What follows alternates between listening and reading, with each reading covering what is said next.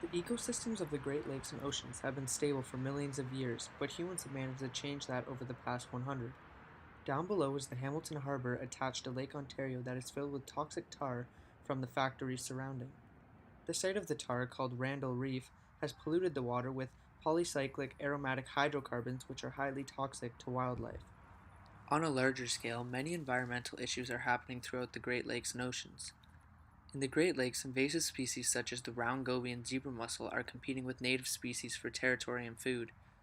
These invasive species got into the Great Lakes through ballast tanks of large ships and are creating a decline in the native species. Another issue causing massive change in ecosystems is the pollution of the lakes and oceans. Both chemical and physical pollution can be harmful to wildlife. Humans release chemicals into these vast bodies of water thinking nothing will happen, but in reality, many plants and animals can die. Runoff from fertilizers and pesticides is the most toxic to organisms as it induces large algae blooms that can take over large areas, drastically decreasing oxygen levels in the water, thus killing all organisms living in and around the bloom. Just a piece of gum.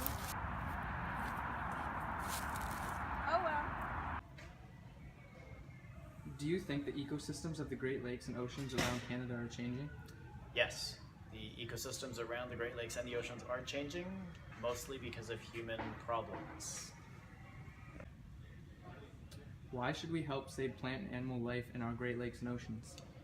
We should save plant and animal life in the Great Lakes because without it, the ecosystem is out of balance and we don't know what the effect will be. It could be that we lose all of life. If we don't act on this ongoing issue, what do you think could happen to the ecosystem? If we don't act on this, the ecosystem could collapse and we could change everything about the Great Lakes and the oceans and put us at peril and everything else at peril. As you may already be able to tell, humans are causing massive discrepancies in the ecosystems. Many structures are being built over rivers and lakes, which is ruining migration paths for animals such as the American eel. This prevents access from feeding and spawning areas, leaving the eel on the endangered list. Humans are also draining wetlands for agricultural purposes, which lead to the warmouth also being on the endangered list. Overfishing of Alaskan pollock has resulted in a massive decline in Steller sea lions, dolphins, and birds as the fish were their primary food source. An ecosystem is very delicate, and if one aspect is removed, the whole ecosystem can collapse.